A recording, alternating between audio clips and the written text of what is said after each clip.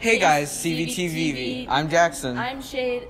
And welcome back to this week's episode. Have you ever wondered why certain teachers have some of the weirdest stuff on their desk? Well, we did too at CVTV, so we decided to figure out what's going on. My name is Mr. Walter, and I'm one of the choir directors here at Castleview High School. The main thing that I have on my desk, the objects that I have on my desk are ducks, and I have various ducks. I have one that students have signed before. I have a student actually went to London and gave me a duck. I have one from New York that gave me a duck. I have a Boy Scout gave me one of his ducks from a Boy Scout thing that they did before. I think it's fun to have all sorts of things just to lighten the mood, and every once in a while I will bring in my objects. Obviously I've been talking about ducks, but I have many other things. A ball that I have that I use in class. I have a little dinosaur that I use in class and do that. So I think it's just fun to have some objects just to break it up just a little bit. My name is Miss Beals, and I am a biology teacher. Somehow obtained a series of birds, and I don't know why, but I just have. It's now a family. I don't know what they apparently this one's Baxter. Oh shoot, Chicken and then Nugget. I didn't name them. One of my other students named them. But I found them all on sale, and I thought they were cute, and then they became my family of birds.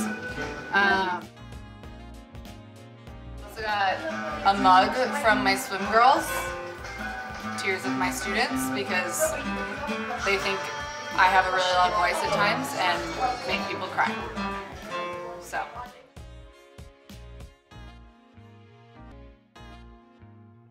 My name is Roger Felch. I teach chemistry, AP chemistry, and geospatial technologies in the environment at Castle. Well, most of the objects on my desk have either been given to me by students or have been things that I've made. For instance, Connor Caldwell, who's still here, gave me the framed red pen, which is sort of a notorious trademark for the grading of papers and tests and things like that. Every year, Castleview students take a trip to Ghana, but do you know what they do in Africa? Let's find out. What we do when we're in Ghana is it depends on what the needs are for the kids over there. So Challenging Heights, the first year, our school, through Make a Difference, raised money to build some classrooms. So we went and checked that out. But what we did, physically, is we painted painted their shelters. So the shelters used to rescue kids from slavery. So we went there and painted their entire shelter. It took about 4 straight days of labor. It was a lot of work, but it was awesome at the end to see all of that.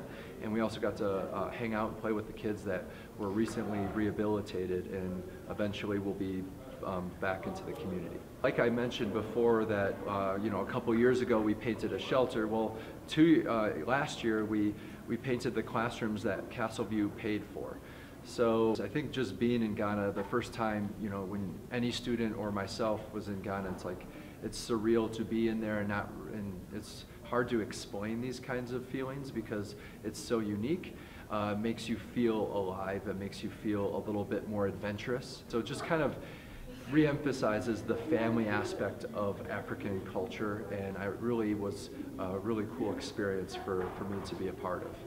I originally went on the trip because I saw James Kofi Annan, who's the founder of Challenging Heights. He visited our school, and a couple of students were able to see him personally, and just hearing his experience and hearing everything that he went through during his time as a slave really inspired me to see exactly what he'd been through, and just to see why there was this culture just based around slavery there for so long, and why there were so many issues with it lasting into the modern day today. Honestly, my favorite part of the entire trip was realizing that we'd gone there originally thinking that we were there to help these people and that it was something that we were offering to them, but these people took everything in their day to offer help to us, And we realized that very quickly that we were like family to them almost instantly. And that was something that I enjoyed about the entire trip, because everyone we met the entire time treated us like we were one of their own. It was really amazing. I think one of my favorite things that I heard someone say was when I asked our guide how dangerous the cities were there. He told us that there was very little that people would do to one another, because there's this constant aura of almost karma there. And that everyone there is suffering together if they are suffering. And that was one of the most beautiful things that I came back to the US remembering, because it spoke so much to the way that they take care of one another, even when they're in their worst positions. And seeing these people who grew up in this cases of poverty and decided to stay and help in any way that they could really is something that I've carried with me to this day, and I found it really wonderful. Every year, CV and DC teams up to form the greatest rugby team in the county. Let's find out about that. There you go. Nice throw, Isaac. Beautiful, beautiful. At the same, what's going to happen is they're going to go. I trust any of these guys in my life. My high school team, I've been this team for 3 years. I have no regrets. Whenever we're wanting to train or just hang out, we're always open, so it's great. First of all, my friend Matt Howland introduced me to it. He's been like my brother for a long time, and once I started getting into it, I was like, this is a great sport. It's physical. It's just filled with power. The guys from DC, they're just as great as the kids from CD. I have no problem with that. There's a lot of new people this year, but I've, like I said, been with this team for 3 years, and I think the oldest player, I've known him for 15 years. This week is the most scary week of all. Standardized testing. We'll show you how not to have a panic attack. Like me. Some reasons why students might be stressed about testing is because they're stressful. Anytime you're being evaluated or you're getting judged on what you know, it can be, I think, a stressful thing. I think it is even more so when it's higher stakes tests like the ACT and SAT that are coming up. So the important thing to do is try to do as best as you can to prepare, go in the test with confidence, take some deep breaths, and do your best.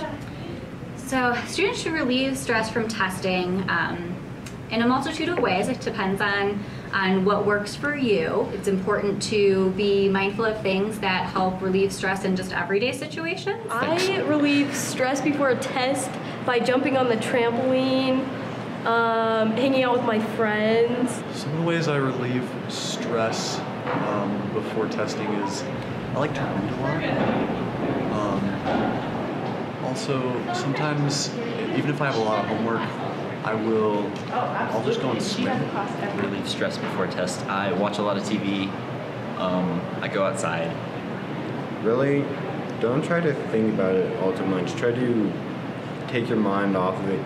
I tell others that are stressed about testing that you might think it matters a lot right now, but one bad grade or like something small like a test isn't going to impact your future too much. So. You know, don't cram last minute.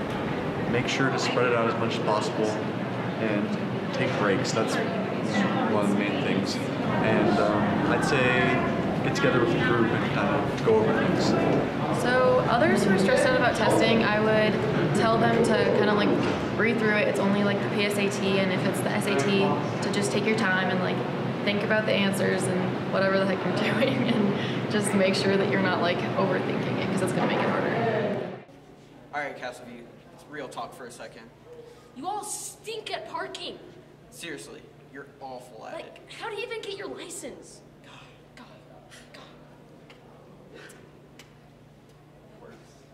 Hey, Castleview, we're gonna be out here judging all your parking.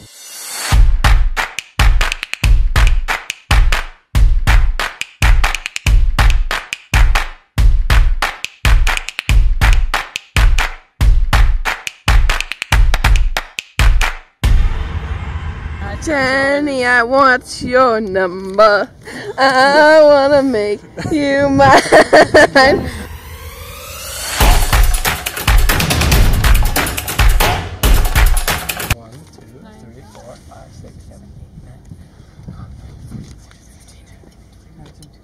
Did I count that right?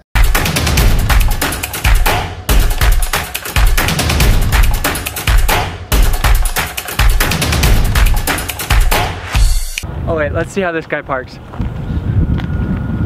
Okay, he's pulling through,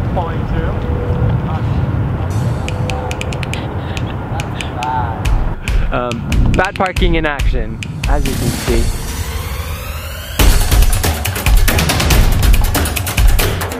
I'd hate you if I was that car. Whoa, why is it blue now? I've only seen it. Changing colors. Co-op passion? Co-op passion. Who's Mitch? And why are we sending it for him? Mitch? You parked so bad. I just came to turn my community service in really fast and there were some empty spots.